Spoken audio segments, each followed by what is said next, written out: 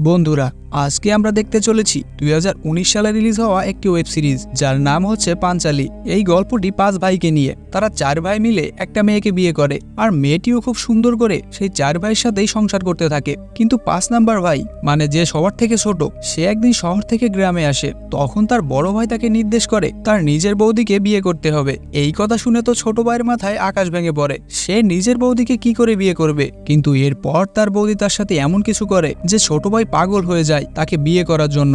বৌদি কি এমন করে তার সঙ্গে, আর গ্রামের সবাই সবকিছু জানার পরেও কেন এই নোংরা কাজে তারা বাধা দেয় না, সেই সবই আমরা জানতে চলেছি আজকের ভিডিওতে। তো চলুন শুরু করা যাক। মুভি শুরুতে আমরা একটা লোককে দেখি যে তার বারান্দায় বসে গীতা পাঠ করছিল।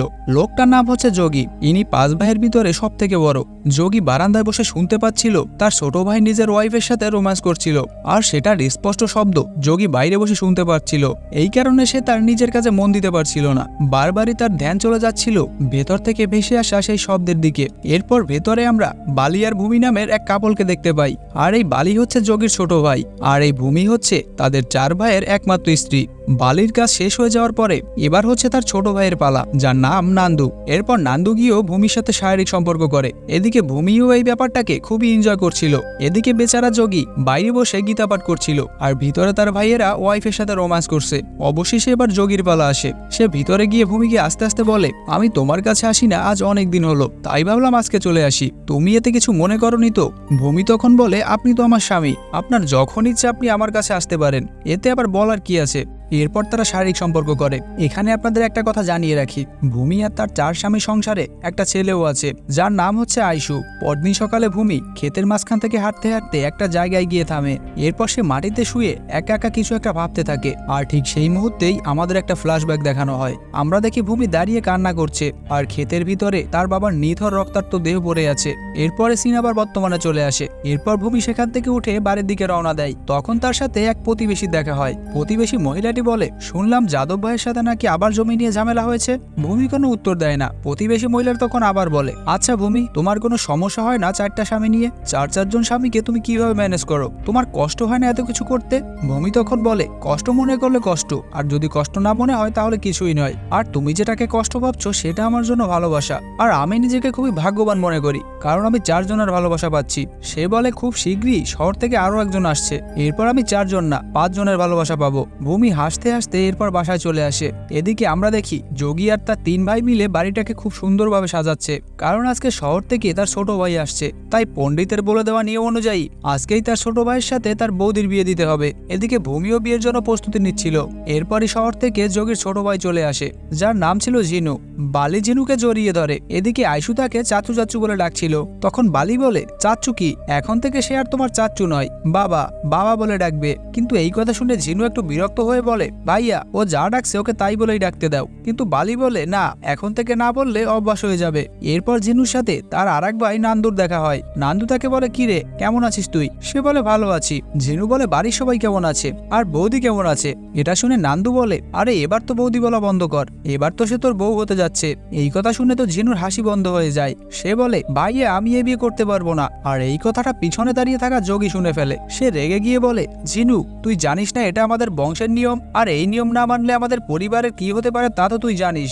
আমরা 4 ভাই তো একই মেয়েকে বিয়ে করেছি, কই আমাদের তো কোনো অসুবিধা হচ্ছে না, তোর কিসের এত সমস্যা? তখন ঝিনুও রেগে গিয়ে বলে, আমি এমন কোনো মেয়েকে বিয়ে করতে চাই না যার 4 জন স্বামী আছে, আর এরকম কোনো সন্তান আমি চাই না যে জানে না তার আসল বাবাকে। এই কথা শুনে তো যোগী আর নিজেকে ঠিক রাখতে পারে না। সে তার ভাইকে মারতে যায়। ঠিক তখনই সেখানে ভূমি এসে বলে, আপনারা ভাইয়ে ভাইয়ে যদি মারামারি করেন তাহলে আর শত্রুর দরকার কি? আপনার ভাই যদি আমাকে বিয়ে করতে না চায় সেটা সম্পূর্ণ তার নিজের ইচ্ছা, এতে আপনি কেন জোরাজুরি করছেন? এরপর সবাই সেখান থেকে চলে গেলে জিনু তখন ভূমির কাছে ক্ষমা চায়। সে বলে, রাগে হয়তো আমি একটু বেশি বলে ফেলেছি, তুমি আমার উপর প্লিজ রাগ করো না। তখন ভূমি বলে, আরে বোকা, আমি তোমার উপর রাগ করিনি, তুমি তো আমাকে বাঁচিয়ে দিয়েছো। এমনিতেই 4 জনকে সামলাতে আমাকে হিমশিম খেতে হচ্ছে, এর মধ্যে যদি তুমিও আসতে তাহলে তো আমার খবর হয়ে যেত। কিন্তু ভূমির কথাবার্তার এক্সপ্রেশনে এটা বোঝা যাচ্ছিল না যে আসলে সে কি চায়, কারণ ভূমি যখন সেখান থেকে চলে যাচ্ছিল তখন কিছু দূর সামনে গিয়ে সে জিনুর দিকে তাকিয়ে একটা রহস্যময় হাসি পাশে দিয়ে সেখান থেকে চলে যায়। এরপর তারা সবাই মিলে যখন খেতে বসেছিল তখন তাদের বড় ভাই যোগী চিৎকার করে ওঠে, অমঙ্গল হয়েছে, অমঙ্গল ঘটে গিয়েছে আমাদের বাসায়। এরপর তারা সবাই সেখানে গেলে দেখতে পায় তাদের ঠাকুরঘরে ঠাকুরে ফাটল ধরেছে। স্বাভাবিকভাবে সবাই এই ঘটনার পরে আতঙ্কিত হয়ে পড়ে, আর সবাই এটা ভেবে নেয় যে ঝিনু তার বৌদিকে বিয়ে না করায় ভগবান তাদের উপরে রুষ্ট হয়েছে। যোগী তখন বলে, ব্যাস অনেক হয়েছে, আমি আর কোনো কথা শুনতে চাই না, আজকেই তোর বৌদির সাথে তোর বিয়ে হবে। ঝিনু তখন বলে, ভগবানের মূর্তি ফাটার সাথে আমার বিয়ের কোনো সম্পর্ক নেই। তখন বালি বলে, জিনু অনেক হয়েছে, এবার তো বোঝার চেষ্টা কর, এই সবকিছু হচ্ছে তুই ভূমিকে বিয়ে না করার কারণে। তখন জিনু রাগ করে বলে, আমি কাল সকাল হলেই বাসা থেকে চলে যাব, তবু আমি বৌদিকে বিয়ে করব না। এরপর জিনু রেগে একটা জায়গায় এসে বসেছিল, তখন সেখানে ভূমি তার জন্য আম নিয়ে আসে। ভূমি এসে বলে, নেও, রাগ করো না, এবার খেয়ে নাও। এটা বলেই ভূমি তার সামনেই বসে পড়ে। ভূমি বলে, ও দেখতে অনেক সুন্দর তাই না? আমার থেকেও মনে হয় অনেক সুন্দর, তা না হলে তুমি আমাকে ঠিকই বিয়ে করতে। তুমি শহরে যাকে ভালোবাসো তার নাম কি? ঝিনু তখন বলে, তার নাম নিকিতা, শহরে আমরা একসাথেই পড়াশোনা করি। আর বৌদি তুমি কি করে বুঝতে পারলে? ভূমি তখন বলে, আমি গ্রামের মেয়ে হতে পারি, কিন্তু সবকিছুরই ধারণা আছে। এরপর ঝিনু আম খাওয়ার সময় একটুখানি তার মুখে লেগে যায়। এটা দেখে ভূমি বলে, তোমরা কোনো ভাই আম খেতে জানো না। এই বলেই ভূমি ঝিনুর দিকে আসতে যায়, আর তখনই হোঁচট খেয়ে ঝিনুর গায়ে পড়ে যায়। এরপর ভূমি ঝিনুর ঠোঁট মুছে সেটা নিজেই নিয়ে নেয়, আর এটা দেখে তো ঝিনু একেবারে অবাক হয়ে যায়। ভূমি তখন বলে, আমার ভুল হয়ে গিয়েছে, আসলে তোমার ভাইয়েরা আম খাওয়ার সময় মুখে লেগে থাকলে আমি এমনটাই করি, তাই অভ্যাস হয়ে গিয়েছে। ঝিনু বলে, বৌদি তোমার এসব অদ্ভুত লাগে না, চারটা স্বামীর সাথে সংসার করতে? ভূমি বলে, আমি তো গ্রামের মেয়ে, তাই শহরের মেয়েদের মতো এতটা ভাবতে পারি না। আমার তো শুধু চাই 2 বেলা খাবার আর থাকার জন্য একটু জায়গা। আর আমাকে নিয়ে তো তোমার ভাইদের কোনো অসুবিধাই নেই। কারণ কি জানো? কারণ তোমার ভাইরা যে যেভাবে আমাকে চায় সে সেইভাবেই পায়। আমি তোমার সমস্ত ভাইদের অনেক খুশিতে রাখি। ঝিনুকে দেখে বোঝা যাচ্ছিল যে সেও আস্তে আস্তে তার বৌদির উপরে দুর্বল হয়ে পড়ছে। ভূমি বলে, আমার ভাগ্যটা হয়তো খারাপ যে তোমার সাথে আমার বিয়ে হলো না। এইসব কথা বলে ভূমি সেখান থেকে চলে যেতে থাকে, আর ঝিনু তখন ভূমির দিকে এক নজরে তাকিয়ে থাকে। ঝিনু যেন কিছু একটা বুঝতে পেরেছে যে ভূমি তাকে কি বলতে চাচ্ছিল। এদিকে ভূমি রান্নাঘরে ঢুকে আমের প্লেটটা ছুঁড়ে মারে আর শহরের মেয়েটাকে গালাগাল দিতে থাকে। আর তখনই আইসু সেখানে এসে বলে, মা আমিও একটা আম খাবো। এই বলে সে সেখানে থাকা এক টুকরো আম মুখে নিয়ে নেয়, আর ভূমি তখন তাড়াতাড়ি এসে তার ছেলের মুখ থেকে সেই আমের টুকরোটা বের করে ফেলে দেয়। সে বলে, এই আম তোমার জন্য নয়। রাতের বেলায় সবাই এক জায়গায় ঘুমাচ্ছিল, হঠাৎ করে ঝিনুর প্রচন্ড পেট ব্যথা হতে থাকে। সে ব্যথায় চিৎকার করতে থাকে, তার চিৎকার শুনে সবাই ঘুম থেকে উঠে যায়। তখন ভূমি চিৎকার করে বলে, আপনার দাঁড়িয়ে দেখছেন কি? শহরে গিয়ে তাড়াতাড়ি একটা ডাক্তার ডেকে নিয়ে আসেন। এরপর যোগী আর তার 2 ভাই শহরে চলে যায় ডাক্তার আনার জন্য। সারা রাত ভূমি ঝিনুর সেবা করতে থাকে।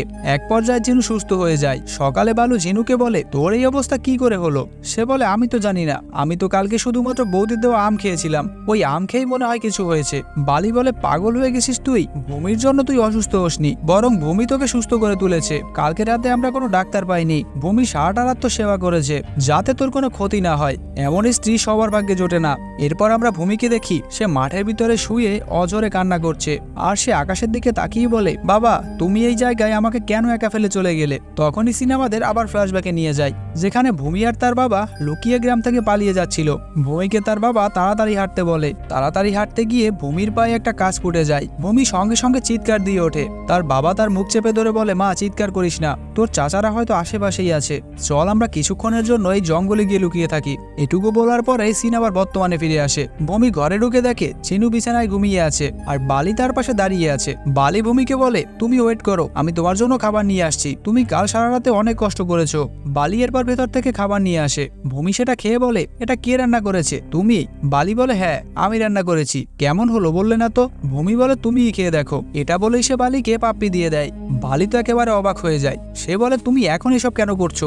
ভূমি বলে, তো কি হয়েছে? কাল রাতে তুমি আমার কাছে আসতে পারোনি, আর এখন তো বাড়িতে কেউই নেই। এই বলেই ঝিনু যে রুমে শুয়ে আছে সেই রুমে রোমান্স করতে শুরু করে দেয়। এদিকে আমরা দেখি ঝিনু কিন্তু ঘুমোয়নি, সে লুকিয়ে লুকিয়ে এইসব দেখে খুবই এনজয় করছিল।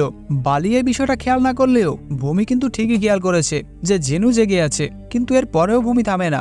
আসলে এটা ছিল ভূমিরই প্ল্যান। সে আসলে ঝিনুকে বোঝাতে চাচ্ছিল যে রোম্যান্স করতে সে কতটা পারদর্শী। যাই হোক, এরা রোম্যান্স করুক, সেই অধিকার তাদের আছে। চলুন আমরা সামনের দিকে যাই। পরের সিনে আমরা দেখি ভূমি আচার বানাচ্ছিল ঝিনুর জন্য, কারণ ঝিনু তো শহরে চলে যাবে। এরপর সেখানে নান্দু আসে। ভূমি তখন তাকে একটু আচার চেখে দেখতে বলে। নান্দু বলে, এসব করে কি লাভ? যার জন্য তুমি এইসব করছো সেই তো শহরে যাওয়ার জন্য ব্যাগ গোছাচ্ছে। ভূমি বলে, তাতে কি হয়েছে? ও আমাকে বিয়ে করেনি ঠিক আছে, তার জন্য আমি কি ওকে একটু আচার বানিয়েও খাওয়াবো না? এরপর ভূমি ঝিনুর সাথে দেখা করতে যায়। সে গিয়ে বলে, কি হয়েছে, তুমি আমার সাথে কথা বলছো না কেন? আমি কি কোনো ভুল করেছি? ঝিনু বলে, বৌদি আমি তোমার কাছ থেকে যে সেবা পেয়েছি এটা শহরে লাখ লাখ টাকা খরচ করেও পাওয়া যাবে না। ভূমি বলে, তাই নাকি? ভূমি বলে, আমি জানতাম শহরে রুমে থাকতে গেলে অনেক টাকা ভাড়া দিতে হয়, আর আমি যে তোমাকে এত সেবা করলাম তুমি আমাকে কি দেবে? ঝিনু বলে, তুমি কি চাও বলো? ভূমি বলে, আমি যেটা চাইবো সেটা কিন্তু তোমাকে করতে হবে। এর পরে সিনে আমরা দেখি ভূমি ঝিনুকে সাথে করে নিয়ে একটা বাগানে যায়। বাগানটা দেখে ঝিনু বলে, এটা তো চৌধুরীদের বাগান। ভূমি বলে, হ্যাঁ এটা তোমার সব থেকে পছন্দের জায়গা ছিল। কি আমি ঠিক বলেছি না? শুনেছি ছোটবেলায় তুমি ঘরের থেকে বেশি সময় এইখানে থাকতে। ঝিনু বলে, আমি এই জাম গাছের নিচে অনেক সময় কাটিয়েছি। এখান থেকে জাম কুড়িয়ে আমরা বন্ধুরা একে অপরের দিকে ছোড়াছুড়ি করতাম। ঝিনু যখন এইসব কথা বলছিল তখন ভূমি মাটি থেকে জাম কুড়িয়ে তার দিকে ছুঁড়ে মারে। আর এই ঘটনার কারণে ঝিনু অনেক আনন্দ পায়, তার ছোটবেলার কথা মনে পড়ে যায়। ঝিনুও তখন জাম কুড়িয়ে ভূমিকে মারতে থাকে। তারা খুবই মজা করে। এক পর্যায়ে তারা দুজন কাছাকাছি চলে আসে, আর একটা সময় গিয়ে তারা রোমান্স করতে শুরু করে। হঠাৎ করে তারা দেখতে পায় কয়েকজন লোক একটা লোককে তাড়া করে আনছে। তারা সঙ্গে সঙ্গে গাছের পেছনে লুকিয়ে যায়। তারা দেখে সেই লোকগুলো ছেলেটাকে অনেক মারছে। ভূমি তখন ঝিনুকে নিয়ে লুকিয়ে লুকিয়ে সেখান থেকে বেরোতে থাকে। ঝিনু ভূমিকে জিজ্ঞেস করে যে ওরা কারা। ভূমি বলে, ওরা চৌধুরীর লোক, আর লোকগুলো যাকে মারছে সে তার আপন ভাই। আসলে এখানে জমি জায়গা নিয়ে সবসময় ঝামেলা লেগেই থাকে। সামান্য কিছু জমির জন্য ভাই ভাইকে খুন করে ফেলে। তখনই সেখানে ঝিনুর ফোনটা বেজে ওঠে। যেহেতু তারা দুজন তাদেরকে খুন করতে দেখে ফেলেছে তাই তারা ভূমি আর ঝিনুকে তাড়া করতে থাকে মেরে ফেলার জন্য। একটা সময় তারা ঝিনু আর ভূমিকে ধরে ফেলে, আর তাদের দুজনকে খুবই মারধর করতে থাকে। ভূমি এক পর্যায়ে ঝিনুর বুকের উপর শুয়ে পড়ে, আর সে সমস্ত আঘাত নিজের উপরে নিয়ে নেয় যাতে সে ঝিনুকে রক্ষা করতে পারে। ওদিকে আমরা দেখি যোগী আর তার ভাইয়েরা চলে এসেছে, আর তাদের চারজনকে দেখে এরা সবাই সেখান থেকে পালাতে থাকে।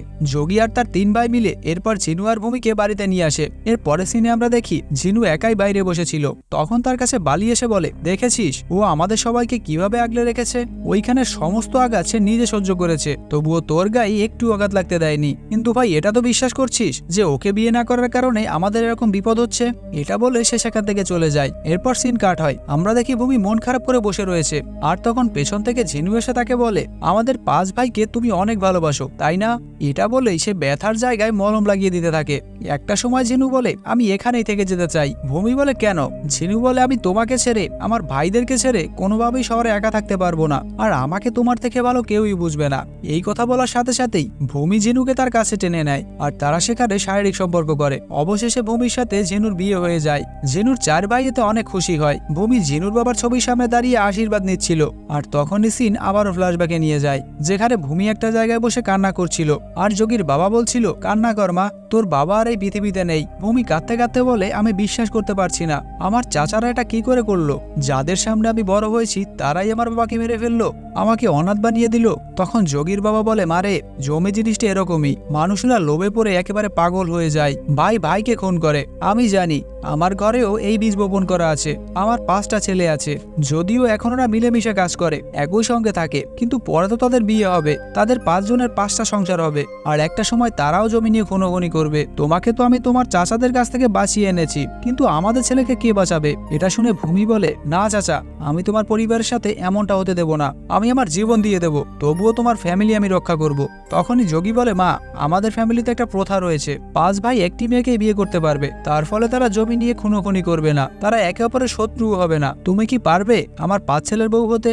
একটা পর্যায়ে সে রাজি হয়ে যায়। সে কথা দেয় কখনো তার 5 ছেলে আর তার ফ্যামিলির কোনো ক্ষতি হতে দেবে না। এরপর সিন আমাদের বর্তমানে নিয়ে আসে, আর ভূমি তখন যোগীর বাবা ছবির সামনে দাঁড়িয়ে বলছিল, আমি আমার কথা রেখেছি। আর এই সিনের মাধ্যমে এই মুভিটা এখানেই শেষ হয়ে যায়। তো বন্ধুরা, ভিডিও ভালো লাগলে লাইক করে দিয়েন, আর এরকম ভিডিও আরো পেতে চাইলে চ্যানেলটাকে সাবস্ক্রাইব করে বেল আইকন অন করে রাখবেন।